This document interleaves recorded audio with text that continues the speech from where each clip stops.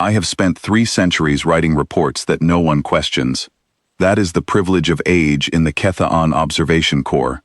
When you have watched enough wars, survived enough campaigns, and outlived enough commanders, people stop asking you to justify your conclusions.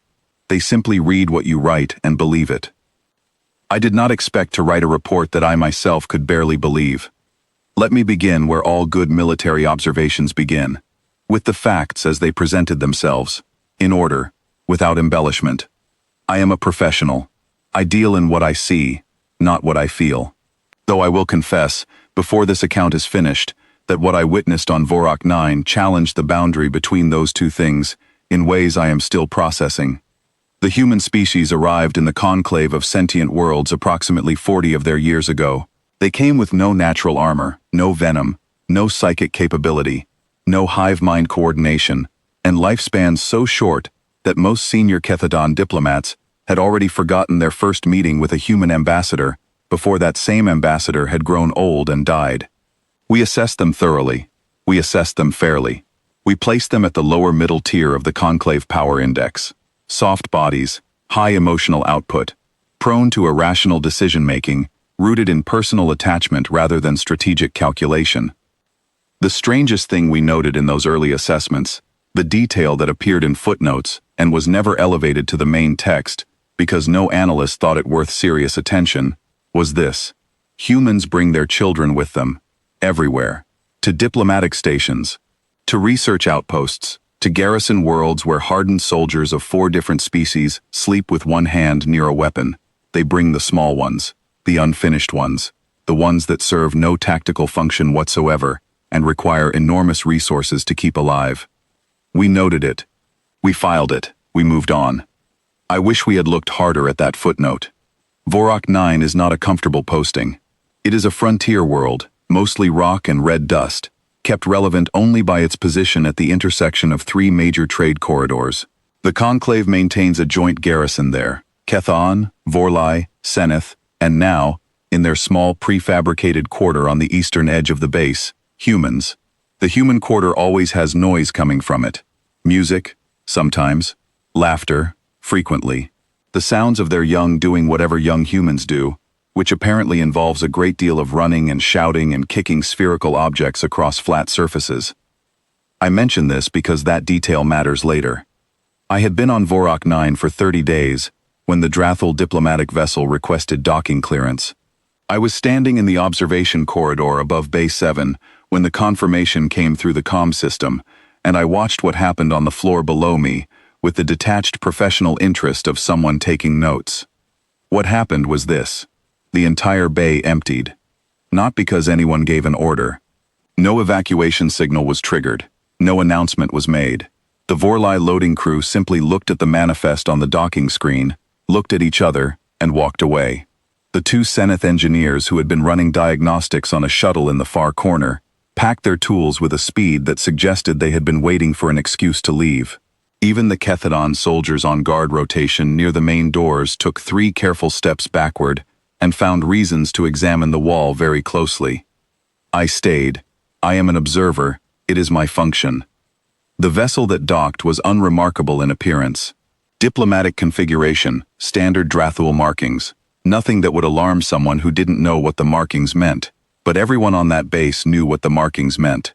The drathul had been formally at peace with the conclave for 11 years. Formally. The creature they were escorting, the one they referred to in their diplomatic communiques as their cultural attaché, had been at peace with nothing in its entire existence.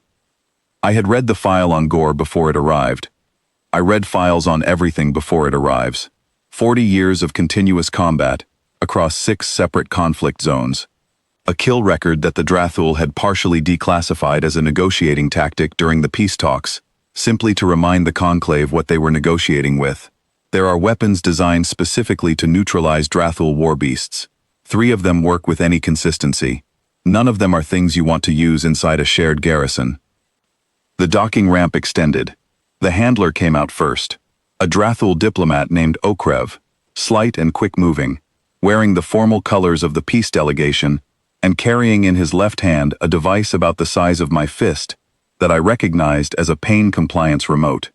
The collar around Gore's neck when it emerged was clearly visible, clearly active, and clearly the only reason the atmosphere in Base 7 remained calm, rather than becoming the kind of story that gets told in military academies as a warning.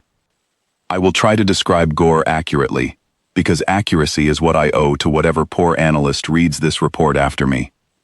9 feet tall, 6 limbs, the lower 4 used for movement, the upper 2 ending in something between a hand and a weapon depending on what Gore intended to do in the next 3 seconds. The neurotoxin spines along the dorsal ridge were partially retracted, which Okrev later told me meant Gore was in a calm state. I made a note to never see Gore in an agitated state. The growl that came from somewhere deep in its chest was not loud. It did not need to be loud. It was the kind of sound that goes through your body rather than past it, the kind of sound that something very old and very buried at the base of your brain responds to before the thinking parts have any say in the matter.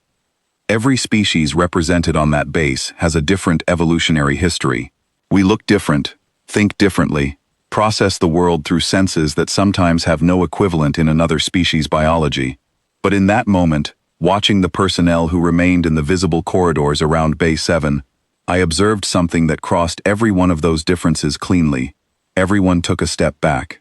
Keth'aan, Vorlai, Seneth, the 2 human soldiers I could see near the corridor entrance on the far side, both went very still, in a way that their bodies decided before their minds had a chance to vote. This is what the drathul bred Gore's kind to do, not just to fight. To announce, before any violence occurs, that violence is not only possible, but likely and probably unstoppable. It is a biological argument. It ends most disagreements before they begin. The procession moved toward the main corridor that led to the diplomatic meeting chambers. Okrev walked quickly. Gore walked like something that had never needed to hurry. I followed at the distance, a professional observer maintains, which is close enough to see clearly and far enough to survive a sudden change in events. We were halfway down the main corridor when I heard it. Footsteps, small ones, quick, light, and completely without the careful, deliberate weight of someone who understood what they were walking toward. A ball came first, rolling out of the side passage that connected to the residential quarter. It was blue and slightly deflated, and it hit Gore's forward left foot and stopped there.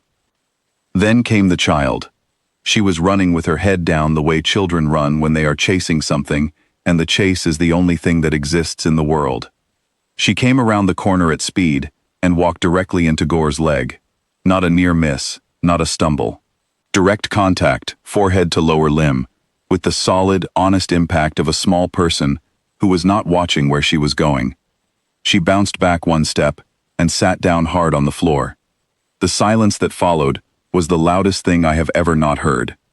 Gore stopped. The growl shifted, changed pitch, became something with a question in it. Okrev's hand went to the compliance remote and then froze there, because he had clearly realized in the same instant that I had, that activating it might cause Gore to move suddenly, and sudden movement was not what we needed right now. The 2 Vorlai soldiers who had been escorting the procession from a respectful distance were absolutely motionless. I stopped breathing, which is something keth'aan do not actually do under stress, but the instinct arrived anyway. I watched the child's face. I was watching for the fear response, because that is what the situation required, and my training made me catalog it automatically. I was watching for the widened eyes, the open mouth, the trembling that precedes either crying or running. She looked up. She looked at Gore the way I have seen scientists look at something they have just discovered and are not yet sure what to call. There was no fear in it. There was no bravery either, because bravery requires the presence of fear to push against. There was simply, and I am still choosing my words carefully here, interest. The kind of calm, direct, complete attention that, in my experience, only appears on the faces of creatures who are either the most dangerous thing in the room or so far outside the room's normal logic that the room's normal logic does not apply to them. She reached out and put her hand on Gore's limb. Just placed it there, flat palm, the way you might touch something to see what it feels like. Gore's growl changed again. Something uncertain moved through the sound. In 40 years of documented engagements, in 6 conflict zones, in confrontations with beings that possessed every advantage evolution had to offer, I have found no record of anything producing uncertainty in Gore. The file does not contain the word. The child tilted her head to one side.